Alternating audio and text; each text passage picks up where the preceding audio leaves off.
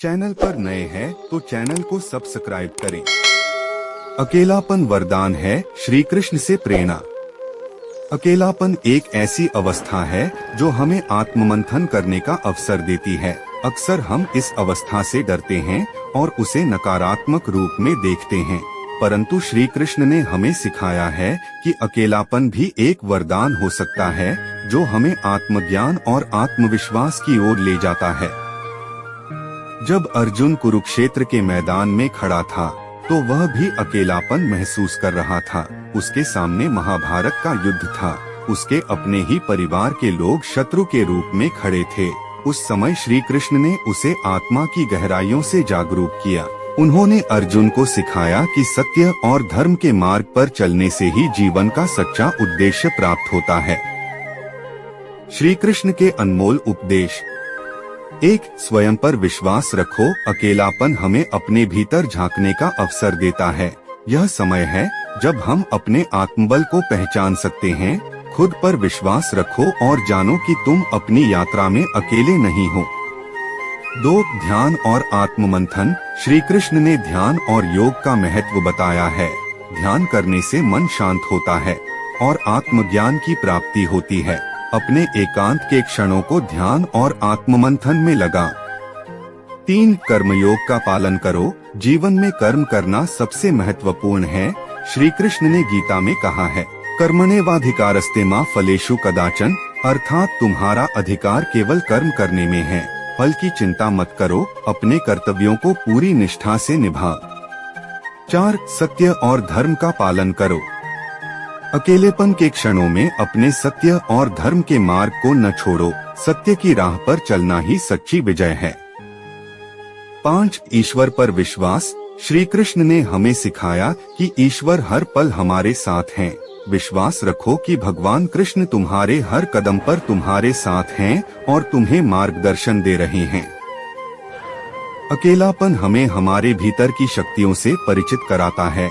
श्री कृष्ण के उपदेशों को अपने जीवन में अपनाकर हम अपने अकेलेपन को एक महान अवसर में बदल सकते हैं। तो चलो अपने अकेलेपन को श्री कृष्ण की प्रेरणा से भर दो और अपने जीवन को एक नई दिशा दो। यह कहानी भगवान श्री कृष्ण की एक शिक्षाप्रद कथा है, जिसमें जीवन की कठिनाइयों का सामना करने और समस्याओं को सुलझाने की प्रेरणा दी जाती है। अकेलापन और जीवन की चुनौतियाँ। प्राचीन काल में जब भगवान श्री कृष्ण अपने युवावस्था में थे, उन्होंने कई कठिनाइयों और समस्याओं का सामना किया था। मथुरा के राजा कंस ने श्री कृष्ण को मारने के लिए कई बार प्रयास किए, लेकिन हर बार श्री कृष्ण ने अपनी बुद्धिमानी, साहस और धैर्य से उन चुनौतियों का सामना किया और विजयी हुए। एक दिन की बात है, जब श्री कृष्ण अपने दोस्तों के साथ जंगल में गायें चराने गए थे। उसी समय एक राक्षस, जिसका नाम अरिष्टासुर था, एक बड़े बैल का रूप धारण करके वहां आया और गांव को नष्ट करने की कोशिश करने लगा। श्री कृष्ण के सभी दोस्त डर के मारे भाग गए, लेकिन श्री कृष्ण ने अकेले ही उस विशाल राक्षस का सामना करने का निश्चय किया। श्री कृष्ण ने अपने दोस्तों को साहस दिलाते हुए कहा, डरना मत, हर समस्या का समाधान होता है। हमें बस धैर्य और साहस के साथ उसका सामना करना चाहिए। इसके बाद श्री कृष्ण ने अपनी शक्ति और बुद्धिमानी का उपयोग करके अरिष्टासुर का वध कर दिया और गांव को बचा लिया। कथा का प्रेरक संदेश। इस कहानी से हमें यह सीखने को मिलता है कि जीवन में कितनी भी कठिनाइयाँ और चुनौतियाँ क्यों न आएं, हमें कभी भी हार नहीं माननी चाहिए। अकेलापन और समस्याएं जीवन का हिस्सा हैं, लेकिन उन्हें धैर्य, साहस और बुद्धिमानी के साथ सामना करने से हम विजयी हो सकते हैं। श्री कृष्ण की इस कथा से हमें यह भी सीख मिलती है कि हर कठिनाई के पीछे एक छिपा हुआ अवसर होता है जो हमें मजबूत और बुद्धिमान बनाता है। निष्कर्ष, हमें जीवन में आने वाली चुनौतियों का सामना करते हुए कभी भी हिम्मत नहीं हारनी चाहिए और हर परिस्थिति में अपने आत्मबल और धैर्य को बनाए रखना चाहिए। कृष्ण के प्रेरणादायक कहानी, अकेलापन और वर्धन। बहुत समय पहले द्वापर युग में भगवान कृष्ण अपने अनुयायियों को शिक्षा देने के लिए कई कहानियां सुनाया करते थे। एक बार अर्जुन ने भगवान कृष्ण से पूछा, हे कृष्ण, अकेलेपन से कैसे निपटा जा सकता है?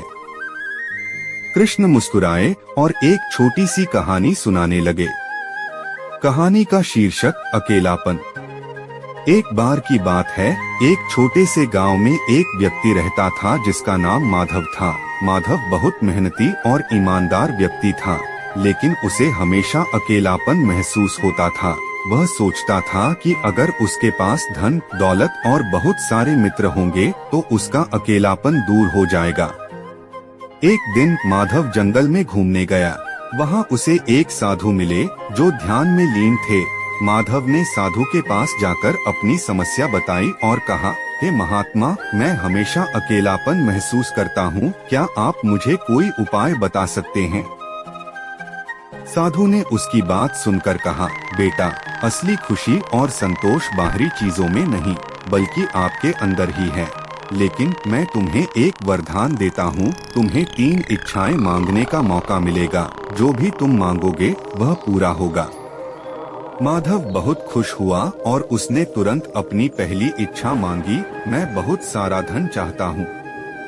साधु ने आशीर्वाद दिया और माधव के पास बहुत सारा धन आ गया। लेकिन कुछ ही दिनों में उसने महसूस किया कि उसका अकेलापन अभी भी वैसा ही है। फिर उसने दूसरी इच्छा मांगी, मैं बहुत सारे मित्र चाहता हूँ।